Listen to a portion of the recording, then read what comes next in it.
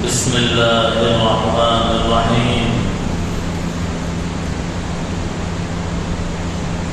الحج أشهر معلومات، وقال الله تعالى: منها أربعة حرم. وقال الله تعالى: فصل لربك وانحر. وقال الله تعالى: والفجر وليال عشر والشفع والوتر. صدق الله العلي العظيم.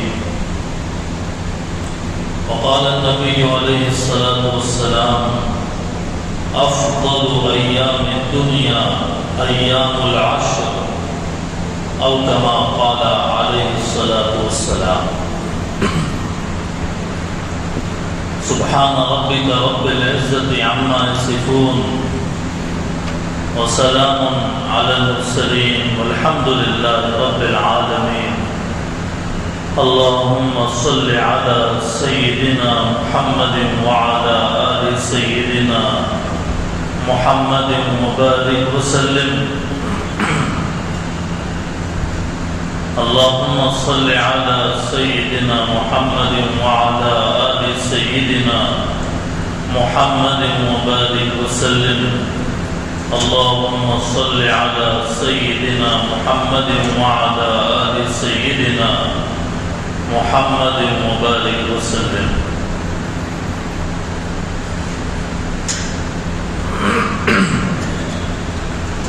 تیرے گھر کے پھیرے لگاتا رہوں میں،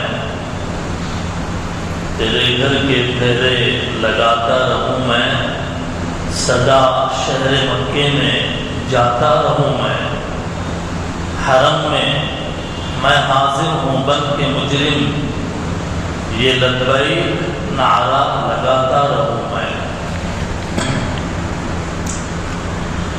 یہ لبیک نعرہ لگاتا رہوں میں.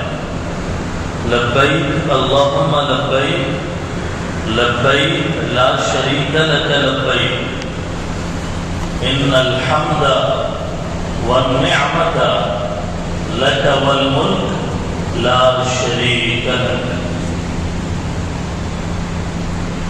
یہ وہ نعرہ ہے، ذکر ہے، تسبیح ہے جو اس وقت پوری دنیا میں سب سے زیادہ پڑھا جانے والا ذکر، پڑھی جانے والی تسبیح ہے. لاکھوں مسلمان، کالے گورے، مشرق کے رہنے والے، مغرب کے رہنے والے، امیر غریب،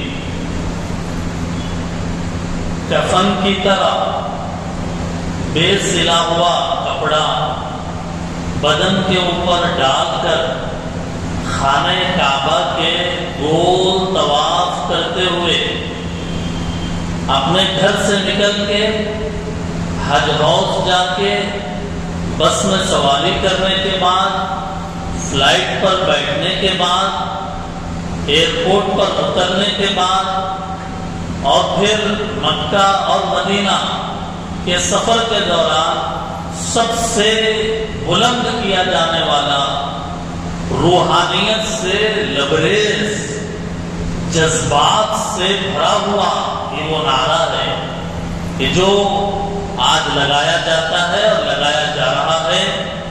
لاکھوں مسلمان خانہ کعبہ کا طواف کرتے ہوئے کہ جہاں پیر رکھنے کی جگہ مشکل ہو جاتی ہے، اتنی بھیڑ ہوتی ہے، اور ہر ایک کی زبان پر یہ کلمات ہوتے ہیں: لبیک اللہم لبیک، لبیک لا شریک لک لبیک، ان الحمد والنعمت لک والملک لا شریک لک. اے اللہ میں حاضر ہوں، اے اللہ میں حاضر ہوں، اے اللہ آپ کے ساتھ آپ کا کوئی شریک نہیں ہے. تعریف اور شکر اور حمد کے تمام کلمات آپ ہی کے لیے ہیں۔ اے اللہ، میں حاضر ہوں آپ کے در پر، آپ کے گھر پر، آپ کو راضی کرنے کے لیے، اپنے سارے اسٹیٹس کو بھول کر، اپنے سارے عہدوں کو فراموش کر کے، اپنی ساری حیثیتوں کو فنا کر کے، کفن کی طرح سادے دو احرام میں لپٹ کر میں آج آپ کے گھر سے لپٹ کر رونے، تڑپنے، مچلنے، حجر اسود چھونے، خانہ کعبہ کے در و دیوار کو پیار سے دیکھنے اور ہاتھ لگا کر عبادت تصور کرنے اور ملتزم پر خانہ کعبہ کے در و دیوار پر ہاتھ رکھ کر اپنے گناہوں کا اعتراف کرنے کے لیے آیا ہوں، ہزاروں کلومیٹر سے آیا ہوں، ہزاروں مسافت کی دوری اختیار کر کے آج آپ کے در پر حاضر ہوں۔ قبول کیجئے میری حاضری، لبیک اللہم لبیک۔ یہی تمنا ہر مسلمان کے دل میں، تیرے گھر کے پھیرے لگاتا رہوں میں، سدا شہر مکہ میں جاتا رہوں میں، حرم میں میں حاضر ہوں بن کے مجرم، یہ لبیک نعرہ لگاتا رہوں میں۔ یہ وہ زمانہ ہے، یہ وہ دور ہے کہ جب پورے دنیا بھر سے، اس کے چاروں کونوں سے، اطراف اور اکناف سے فلائٹ اڑ رہی ہیں، پیدل چلنے والے پیدل چل کر، سواری پر سوار ہو کر خانہ کعبہ کی حاضری دے رہے ہیں اور خود کے بندے ہونے کا اظہار، اپنے بندے ہونے کا اعتراف، خانہ کعبہ کی چوکھٹ پہ پہنچ کے اور ان در و دیوار کو دیکھ کر تڑپتے، مچلتے، امڑتے، طوفان کی طرح آنسوؤں کے ساتھ آج اللہ تعالیٰ کے حضور میں اپنی نیاز جبین خم کر رہے ہیں۔ اللہ کرے کہ ہم سب کے لیے خانہ کعبہ کی حاضری مقدر ہو، اللہ تعالیٰ ہمیں بھی قبول کرے، سعادت نصیب کرے۔ تمنا درد دل کی اگر ہو تو پھر اللہ تعالیٰ وہاں پہنچنے کے اسباب پیدا فرماتے ہیں۔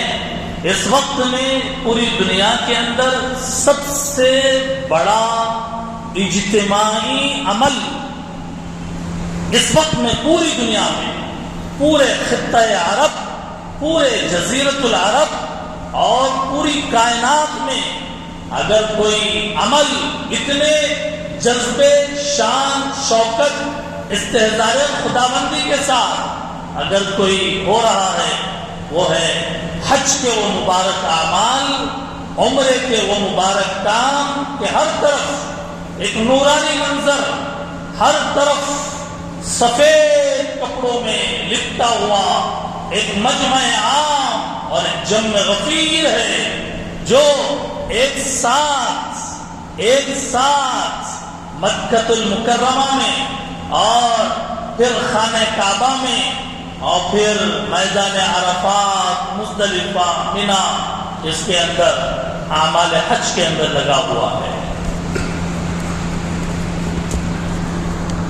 بہت سارے اوقات ایسے ہوتے ہیں دوستوں اور بزرگوں کہ جو عام دنوں کی طرح صبح شام کے اوقات ہوتے ہیں، یہی اوقات، یہی صبح ہیں اور یہی شام رمضان کے مہینے میں بھی آتے ہیں۔ اوقات یہی صبح کا وقت، شام کا وقت، لیکن اللہ تعالیٰ کچھ وقتوں میں ایسی برکت دیتے ہیں، ایسی فضیلت دیتے ہیں کہ اس کا مقام بلند ہو جاتا ہے۔ رمضان کے مہینے میں ابھی حال ہی میں ہم گزار کیا ہے، رمضان کے مہینے میں وہ رمضان کا وقت اتنا قیمتی، نفل فرض اور فرض و 70 فرض اور ایک عبادت کا ثواب بڑا چڑھا کر اللہ تعالیٰ اپنے بندوں کو عطا فرماتے ہیں۔ بالکل جس طرح رمضان کے مہینے میں رمضان کے دنوں کی فضیلت ہے، بالکل ایسے ہی میرے بھائیوں ایک وقت آنے والا ہے کہ جس کے بارے میں آقا و مولائے کائنات فخر دو عالم حضرت محمد صلی اللہ علیہ وسلم نے فرمایا دنیا کے افضل ترین ایام میں ہیں وہ ایام، دنیا میں افضل ترین دن ہے جو دن ابھی آنے والے ہیں۔ آج تقریباً 26 ذی القعدہ ہے، 3 دن کے بعد یعنی ہفتہ، اتوار، پیر کے دن مغرب کی نماز کے بعد چاند اگر نظر آئے تو منگل کے دن پہلی ذی الحجہ ہوگی، ذی الحجہ کا مہینہ شروع ہوگا۔ منگل کے دن ذی الحجہ مہینے کی آخری مہینے کی پہلی تاریخ ہوگی، اور یہ اسلامی کیلنڈر میں جیسے جنوری، فروری یہ مہینے کا آخری مہینہ دسمبر ہے، بالکل ایسے ہی اسلامی مہینوں میں سب سے آخری مہینہ ہے ماہ ذی الحجہ کا۔ اس کو ذو الحجہ بھی کہا جاتا ہے، ذی الحجہ بھی کہا جاتا ہے۔ حج کا مہینہ ہے یہ۔ اللہ تعالیٰ نے یہ ذی الحجہ کے مہینے کے 10 راتوں کی اللہ تعالیٰ نے قسم کھائی ہے، اور بہت بڑی فضیلت ہے ماہ ذی الحجہ کا۔ پہلی فضیلت یہی ہے کہ حج اسی مہینے میں ادا ہوتا ہے، یعنی حج جو ادا کرنے کا وقت ہے وہ عید سے پہلے 2 دن اور عید کے بعد 2 دن، کل 5 دن، 8 ذی الحجہ، 9 ذی الحجہ، 10 ذی الحجہ کو عید ہے، 11 ذی الحجہ، 12 ذی الحجہ، یہ 5 دن گویا حج کے ادا کرنے کے فکس ٹائم ہے۔ پورے سال میں حج ادا نہیں ہوتا، پورے سال میں عمرہ ادا ہوتا ہے، لیکن حج کا ایک ٹائم فکس ہے، اور وہ یہ 5 دن ہے کہ جس کے اندر کہا گیا عید سے پہلے کے 2 دن اور عید کے بعد کے 2 دن، یہ 5 دن حج اسی مہینے میں ہوتا ہے۔ یہ ذی الحج کے مہینے کا امتیاز ہے، خصوصیت ہے۔ حج کا ماہ ذی الحجہ کی دوسری فضیلت فرمایا اشہر حرم میں سے، اشہر حرم محترم مہینے، جیسے رجب کا مہینہ محترم، ذی قعدہ کا مہینہ محترم، ذی الحج کا مہینہ محترم، محرم کا مہینہ محترم۔ یہ پورے سال کے 12 مہینوں میں 4 مہینے بڑی فضیلت کے ہیں، برکت کے ہیں، کہ جس کو خود قرآن میں بیان کیا گیا ہے۔ یہ دوسری فضیلت ہوئی۔ تیسری فضیلت یہ کہ ذی الحج کا جو مہینہ ہے برکتوں والا مہینہ ہے اور واجب الاحترام مہینہ ہے۔ ہر مسلمان کو چاہیے کہ جس طریقے سے وہ رمضان کے مہینے کو برکت والا مہینہ سمجھتا ہے، ایسے ہی ذی قعدہ اور ذی الحج کے مہینے کو بھی برکت والا تصور کرے۔ ایسا نہیں کہ عید کے انتظار میں ہے اور عید کے آنے سے 1 دن پہلے بس اہتمام کر رہا ہے نمازوں کی اور اس کو برکت سمجھ رہا ہے۔ میرے بھائیوں، پورا مہینہ ذی الحج کا برکت اور احترام والا ہے۔ چوتھی بات ذی الحج کے مہینے کی یہ ہے کہ ذی الحج کے مہینے میں اور خاص کر اس کے شروع کے 10 دن، 1 تاریخ سے 10 تاریخ تک، 10 ذی الحجہ کو عید ہوتی ہے، بقرعید، عید الاضحیٰ، تو 10 تاریخ کی جو 10 دن ہیں اس کے اندر عبادت کا جو ثواب ہے وہ بڑھا دیا جاتا ہے۔ جیسے رمضان میں عبادت کا ثواب بڑھایا جاتا ہے نا، ایسے ہی ذی الحج کے مہینے میں بھی عبادت کا ثواب بڑھا دیا جاتا ہے۔ یہ چوتھی خصوصیت۔ 5ویں خصوصیت یہ ہے کہ ذی الحج کے مہینے میں ابتدائی جو 10 دن کی 10 راتیں ہیں وہ راتیں بھی بڑی اس کی فضیلت آئی ہے.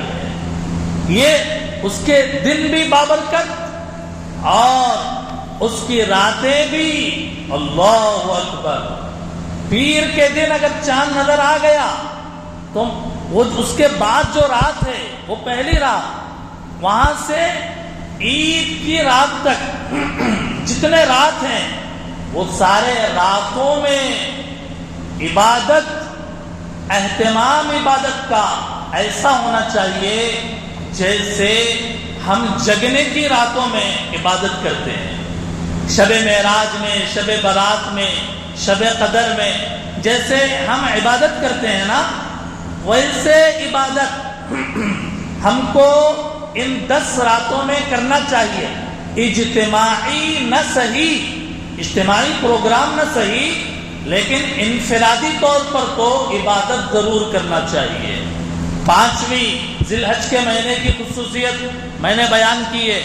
آگے آئیے 6ویں خصوصیت، اس مہینے کے ابتدائی دنوں میں روزہ رکھنے کا بڑا ثواب. ابتدائی جو 10 دن ہیں، بلکہ ابتدائی 9 دن، 10واں دن تو عید کا دن ہے اور عید کے دن تو روزہ نہیں رکھا جاتا ہے، تو ابتدائی 9 دنوں میں روزہ رکھنے کا بڑا ثواب ہے. 7ویں خصوصیت ذی الحج کے مہینے کی وہ یہ ہے کہ اسی مہینے میں قربانی کا عظیم عمل انجام دیا جاتا ہے. قربانی جو کی جاتی ہے وہ اسی مہینے میں اور عید کے دن قربانی کی جاتی ہے. یہ بھی خصوصیت ہے. 8ویں خصوصیت یہ ہے کہ اس مہینے کے چند دنوں میں ہر فرض نماز کے بعد تکبیر تشریق پڑھی جاتی ہے. اللہ اکبر، اللہ اکبر، لا الہ الا اللہ واللہ اکبر، اللہ اکبر وللہ الحمد. یہ تکبیر تشریق پڑھی جاتی ہے. ابھی آ رہا ہوں کہ کون سی نمازوں کے بعد پڑھی جائے گی. 9ویں خصوصیت اس مہینے کی یہ ہے کہ اس مہینے میں جو قربانی کا ارادہ رکھتا ہے، جو قربانی کرنا چاہتا ہے، اس کے لیے یہ حکم دیا جاتا ہے کہ وہ یہ مہینہ شروع ہونے کے بعد، ذی الحج کا مہینہ شروع ہونے کے بعد اپنے بال ناخن نہ کاٹے. جو قربانی کا ارادہ رکھتا ہے اور جو قربانی کر رہا ہے اس کے لیے حکم یہ ہے کہ ذی الحج کا چاند نظر آنے کے بعد اپنے بال اور ناخن نہیں کاٹنا چاہیے. یہ حکم مستحب ہے. ایسے ہی 10ویں خصوصیت یہ ہے کہ یہ اشہر حج کا آخری حصہ ہے. ہم کو معلوم ہونا چاہیے حج کے مہینے کتنے ہیں. حج کے مہینے کتنے ہیں؟ 2 مہینے 10 دن. کتنے ہیں؟ 2 مہینے 10 دن. شوال، ذی قعدہ اور ذی الحج. ذی الحج کے ابتدائی 10 دن یہ حج کے مہینے کا اینڈ ہے. ذی الحج کے آخری جو 10 دن ہیں یہ حج کے مہینے کا آخری حصہ ہے. اس لیے بھی اس کی فضیلت. 11ویں خصوصیت ذی الحج کے مہینے کی یہ ہے کہ عرفے کا دن، عید سے 1 دن پہلے 9 ذی الحجہ عرفے کا دن ہے. اس دن اللہ تعالیٰ نے قرآن مکمل نازل کر دیا اور دین مکمل نازل کر دیا گیا. اسی لیے یہودی کہتے تھے حضرت عمر رضی اللہ تعالیٰ عنہ سے کہ اللہ نے تمہیں ایک ایسا دین دیا، ایسا دن دیا کہ اگر وہ دن ہمیں ملتا ہم عید مناتے اس کی. حضرت عمر رضی اللہ تعالیٰ عنہ نے پوچھا کون سا دن ہے، اور پھر کہا ہمیں معلوم ہے کہ کس دن اللہ نے اپنے دین کو مکمل نازل فرمایا ہے اور کیسے اس کا اہتمام کرنا چاہیے. یہ 10-11 خصوصیتیں اور امتیازات میں نے ذی الحج کے مہینے کی آپ کے سامنے عرض کی ہے. اب آئیے قرآن کریم کے اوراق میں ہم ڈھونڈتے ہیں کہ قرآن کریم میں یہ ذی الحج کے مہینے کا ذکر کہاں پہ ہے؟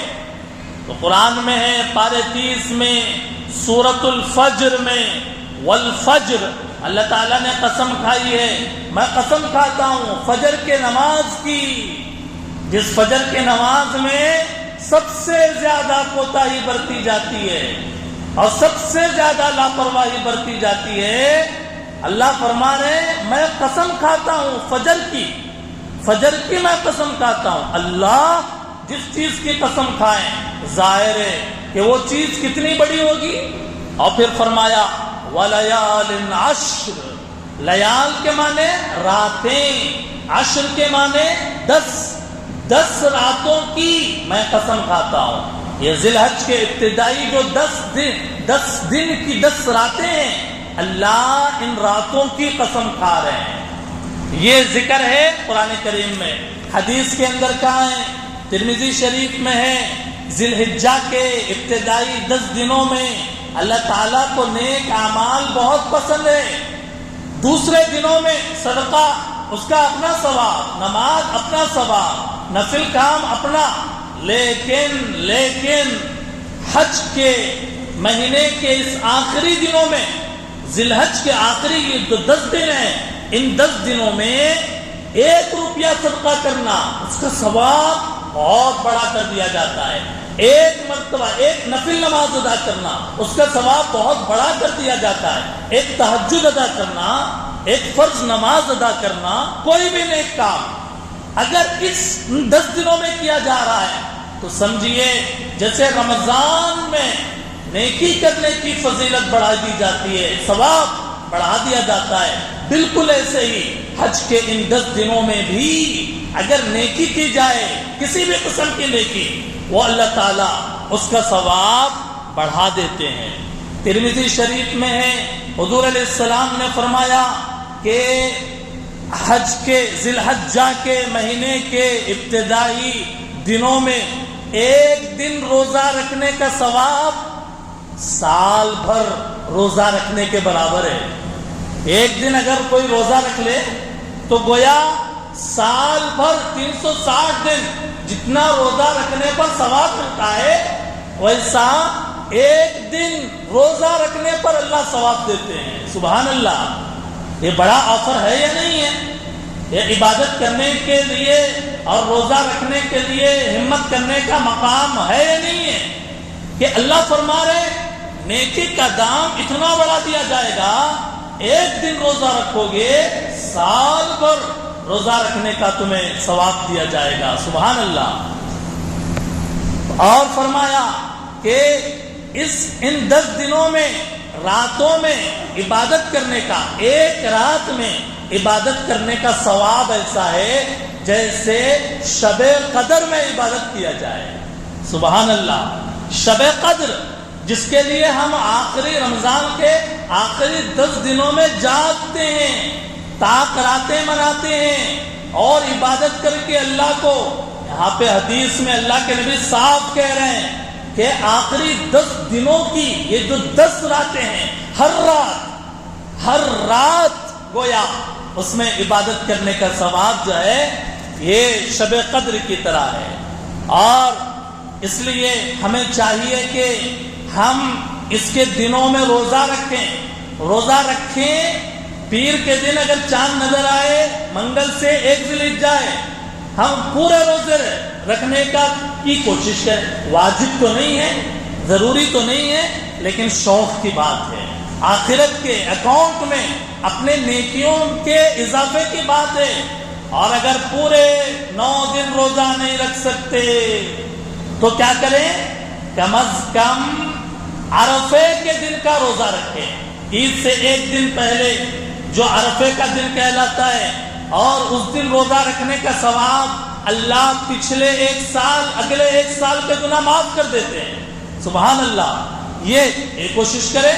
اور اگر مزید ہمت ہو تو ذی الحج کا چاند نظر آنے کے بعد پیر اور جمعرات، یہ دن آئیں گے نا، پیر اور جمعرات، کم از کم یہ روزے رکھ لیں، پیر کے دن روزہ رکھ لیں، جمعرات کے دن روزہ رکھ لیں، اور اگر رمضان میں کوئی روزے قضا ہو گئے سفر کی وجہ سے، طبیعت خراب رہنے کی وجہ سے، یہ 10 دنوں میں آپ اس کی نیت کر لیں، قضا روزے بھی ادا ہو جائیں گے اور ثواب بھی مل جائے گا۔ یہ روزہ رکھنے کے تعلق سے۔ اور عبادت کا، رات میں عبادت کا جو معاملہ ہے تو راتوں میں عام طور پہ 12-1 بجے لوگوں کے سونے کا معمول ہے، اسی کی وجہ سے فجر کی نماز غائب ہو جاتی ہے، لیکن کوشش کریں کہ مغرب کے بعد سے رات شروع ہو جاتی ہے، مغرب کی اذان کے بعد رات شروع ہو جاتی ہے، مغرب سے رات کے 11-12 بجے تک کا جتنا وقت ہے اس میں 1 گھنٹہ یا 2 گھنٹے جتنا اللہ طاقت دے خوب قرآن پڑھے، ذکر کرے، اہتمام کرے۔ اگر پوری رات جاگ سکتے ہیں تو پھر تو کیا کہنے، سبحان اللہ، پوری رات عبادت کریں گے، شب قدر کے اتنا ثواب ملے گا۔ اور اگر کچھ نہیں ہو سکتا، نہیں کر سکتے ہم عبادت راتوں میں، تو آخری درجے میں یہ کام کریں کہ مغرب، عشاء، تہجد، فجر، یہ 4 نمازوں کا ضرور اہتمام کریں۔ آخری 10 دنوں میں، یہ ذی الحج کے ابتدائی 10 دنوں میں مغرب، عشاء، تہجد اور فجر کی نماز جماعت کے ساتھ پڑھنے کو اپنے اوپر لازم سمجھے کہ یہ پڑھنا تو پڑھنا ہی ہے، اس کے بغیر کوئی چارہ نہیں ہے۔ تو یہ بات جو ہے رات کے عبادت کے تعلق سے اور دن کے روزے کے تعلق سے میں نے عرض کی ہے۔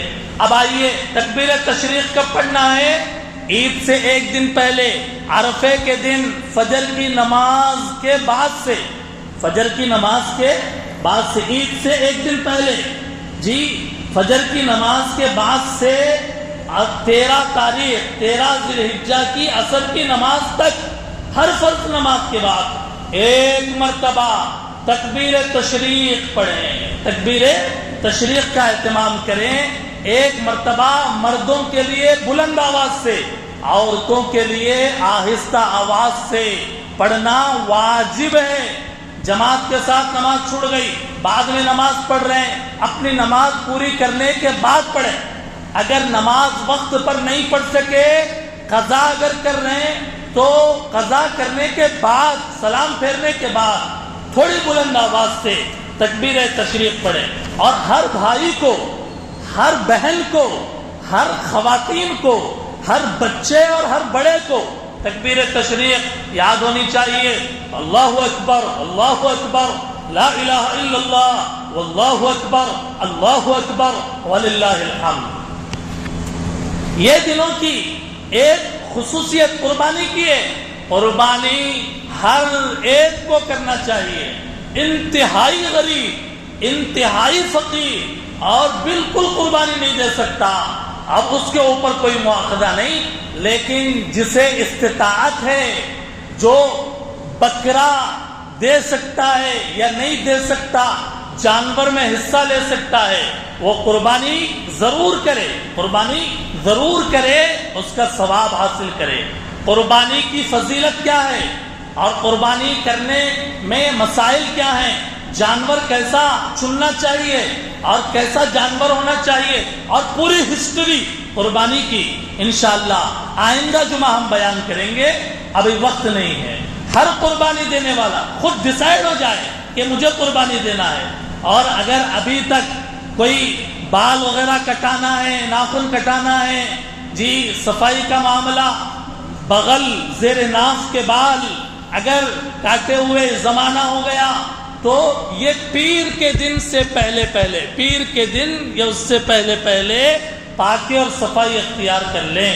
اور اگر خدا نخواستہ نہیں کر سکے اور حج کا مہینہ شروع ہو گیا، ماہ ذی الحجہ، پھر قربانی کرنے تک رکا رہے، یہ حکم مستحب ہے۔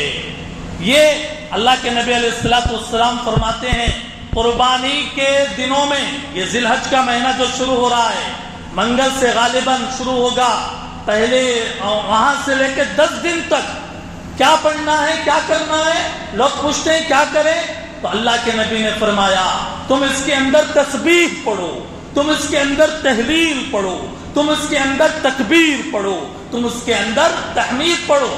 تسبیح کا مطلب سبحان اللہ، تحلیل کا مطلب لا الہ الا اللہ، تکبیر کا مطلب اللہ اکبر، اور تحمید کا مطلب الحمدللہ۔ یہ ہر ایک پڑھ سکتا ہے، نہیں پڑھ سکتا؟ ہر بچہ پڑھ سکتا ہے، ہر بڑا پڑھ سکتا ہے، ہر آدمی پڑھا ہوا اور ان پڑھ ہر آدمی پڑھ سکتا ہے۔ اور اس کے پڑھنے کے لیے کوئی یہ ضروری نہیں ہے کہ آپ بالکل وضو کر کے اپنا پورا ٹائم نکال کے پڑھیں، چلتے پھرتے اٹھتے بیٹھتے سوتے جاگتے، اپنے دکان پہ، مکان پہ، مسجد میں، گھر میں، گاڑی پہ، اور جو آپ جس وقت آپ کو میسر ہو آپ یہ پڑھ سکتے ہیں۔ زبان اللہ کے ذکر سے حلاوت اس کی اترے ہوئے ہو اور زبان کے اوپر اللہ کا ذکر جاری ہو جائے۔ سب پڑھیں گے انشاءاللہ؟ سبحان اللہ، الحمدللہ، لا الہ الا اللہ، واللہ اکبر۔ اتنا پڑھیں کہ فرشتے کہیں سبحان اللہ، کتنی بہترین زبانیں اور کتنے بہترین دل ہیں ان کے کہ جنہوں نے عید کا ویلکم کیا، اتنا ذکر کر کے، اتنی تسبیح پڑھ کے۔ خلاصہ عرض کر رہا ہوں، وقت مکمل ہوا چاہتا ہے۔ خلاصہ کلام یہ ہے کہ پہلے نمبر 1 ذی الحجہ کے چاند دیکھنے کا اہتمام کرے، پیر کے دن چاند دیکھنے کا اہتمام کرے۔ نمبر 2 اس مہینے کو محترم سمجھے۔ نمبر 3 عبادت کا خاص اہتمام کرے، اور عبادت کے اہتمام میں جو نمازوں میں مغرب، عشاء، تہجد، فجر کمپلسری پڑھیں۔ نمبر 4 دن میں روزہ رکھے، کم از کم عرفے کا روزہ، پیر جمعرات کا روزہ رکھے۔ نمبر 5 رات میں بطور خاص عبادت کرے۔ نمبر 6 قربانی کے لیے عمدہ جانور کا انتخاب کرے، ہر آدمی قربانی دینے کی فکر کرے۔ نمبر 7 جس کا قربانی کا ارادہ ہو وہ اپنی چاند دیکھنے کے بعد اپنے بال اور ناخن نہ کاٹے، حتیٰ کہ عید کا دن آئے قربانی کے بعد، قربانی دینے کے بعد اپنے ناخن وغیرہ کاٹے، یہ اس لیے تاکہ حاجیوں سے مشابہت ہو۔ نمبر 8 تکبیر، تسبیح، تحلیل، اللہ اکبر، سبحان اللہ، لا الہ الا اللہ زیادہ سے زیادہ اہتمام کرے، اور سمجھنے کے لیے یوں سمجھے روزانہ سبحان اللہ کی 300 تسبیح یا 1000 کی تسبیح پڑھنے کا اہتمام کرے۔ نمبر 9 تکبیر تشریق عرفے کے دن فجر کی نماز سے 13 ذی الحجہ کی عصر تک پڑھے، اور یہ سب چیزوں کا اگر اہتمام کریں گے انشاءاللہ ہم اس مہینے کی قدر کرنے والے بنیں گے۔ دعا فرمائیں اللہ رب العزت والجلال سے کہ اللہ تعالی ہمیں عید الاضحیٰ کی مبارک برکتیں نصیب فرمائے، اللہ ہمیں اس کی سعادت مقدر فرمائے، اللہ اس کی قدر کرنے کی ہم سب کو توفیق عطا فرمائے۔ جو باتیں عرض کی گئی ہیں سمجھنے کی اور عمل کرنے کی مالک و مولا توفیق عطا فرمائے۔ وآخر دعوانا ان الحمدللہ رب العالمین۔